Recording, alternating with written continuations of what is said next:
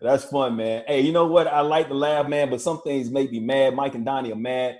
And you know what made me mad, Donny?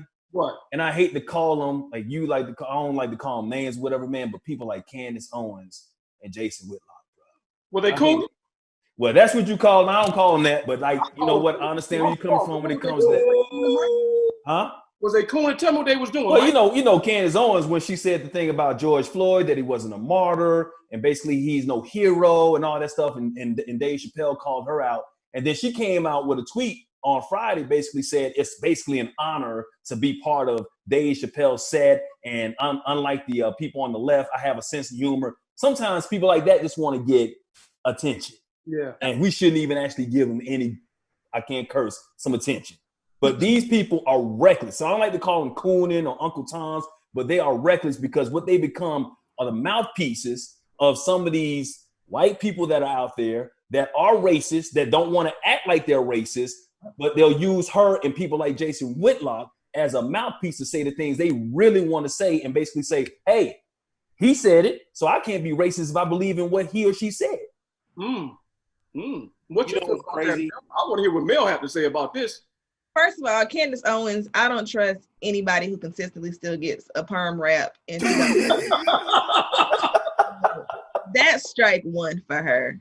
She's a Trump supporter, and I have her blocked on Twitter, but I feel like she feeds up this negative energy, and it's like the Trump checks can't keep you that warm at night. Like, really, are you serious? And I think Dave Chappelle made a very good point, other than her privates being stinky, but just saying that, you know, he didn't ask to be the face of this movement. He wanted to just go get whatever he was spending them $20 on, and he died. Y'all made him the martyr because y'all killed him. So he didn't ask for you. He just wanted to go to the store and go home. You know, somebody actually made a really good point about the whole martyr thing, because martyr means that you made a sacrifice. He didn't sacrifice himself, basically. So he's not a martyr when it comes to that type of stuff.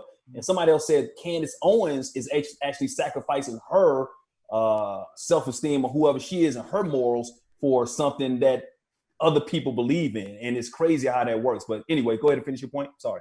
No, I agree with you. And then, you know, as soon as she says something they don't like, they're going to drop her like a hot potato. You see how they did on Omarosa?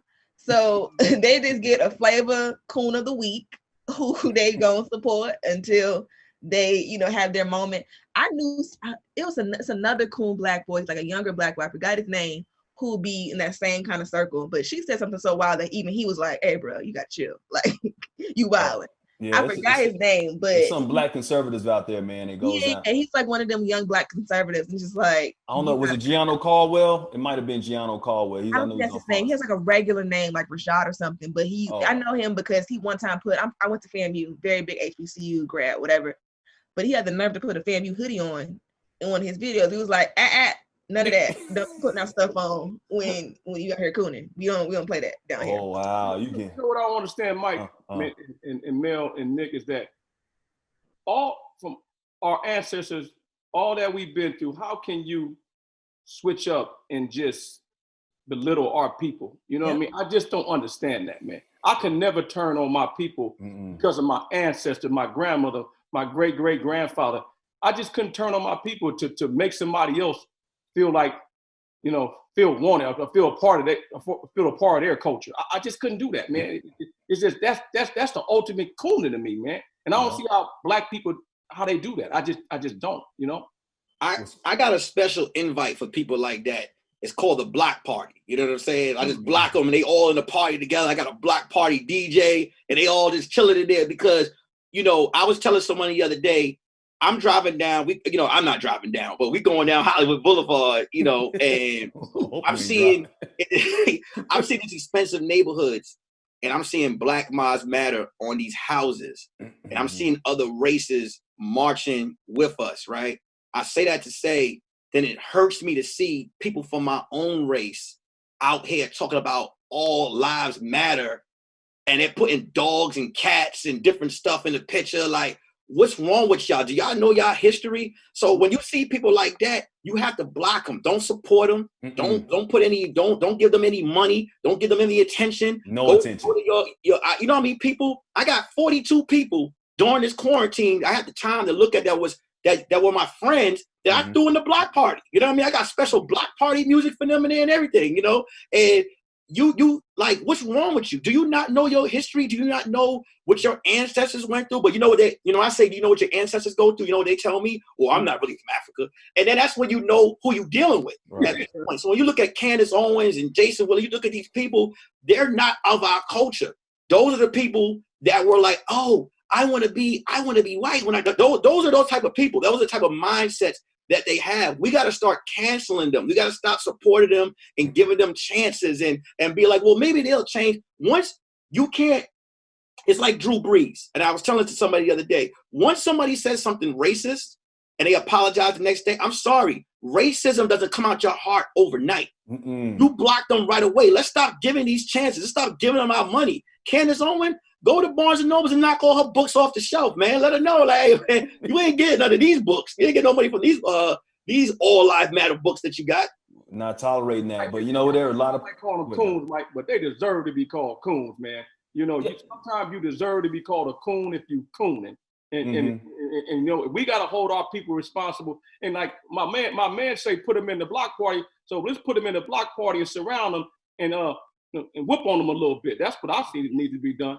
Oh, they definitely deserve that criticism, man. I'm never going to stop anybody else from saying what they do, calling whatever they want to call them, man. And I'm all for people wanting to hold people in our community like we all do responsible and bringing each other up and saying, you know what, we ain't got no excuses. We're going to get our own or whatnot.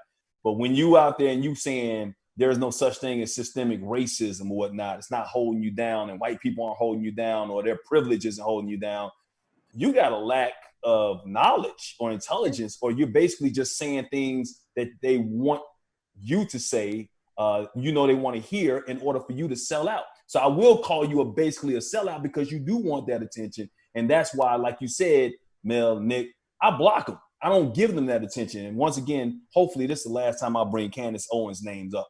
Inside her book smell like her thighs. Not damn right. Dave Chappelle did say she looks like she got hey, you know what? Squash shit. It smells like that between page 45 and 100. Your comment, man. Teresa Marlene said, why did 13% of black men vote for Trump? That's what she's curious about. That's crazy. And then also Juliet Ann, good point here. One thing I've seen in my lifetime, and those who act like that will always need to come back to the black race for help. She names Clarence Thomas when he was on, the whole thing was sexual harassment, but he still went back over. OJ Omarosa. Think about that. Yeah. Think about that. All of a sudden, you want to be black again once they kick you out the big house. Yeah. Crawling back.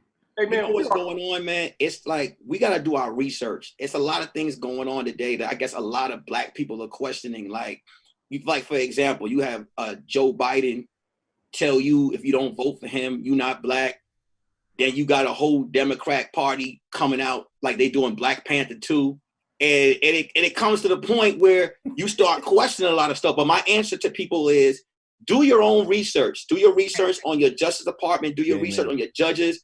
Do your own research. Like, we got to come together as a group and talk about these things and research these people. Let's not just because people tell us to vote, because that's what happened with the whole Trump situation. You got people that's just like, well, I don't like who's in there, so we're not gonna vote. No, if you don't do that, and just to show you that I'm not fake, I'm guilty of that. And over the things that's happened, now I'm starting to do my research and look at what I need to do, because this, like I said, this quarantine, this coronavirus was a blessing. Although it was bad, it was a blessing because all of us together got to sit home and pay attention to everything. And now we're starting to see the steps of people coming together. This is the first time when violence was getting taken against us, we were just hashtagging back in the day. Hashtagging, going on lives, blacking out us. That's what this country thought we were going to do. Because of this coronavirus, now y'all getting the wrath. Y'all seeing them all together. We out there marching together. And that's what hurts when you see a Candace Owens or someone say all lives matter when we're trying to get things done. Right. They are just the opposite of what we're trying to do. Like I said, they're being irresponsible and mainly reckless.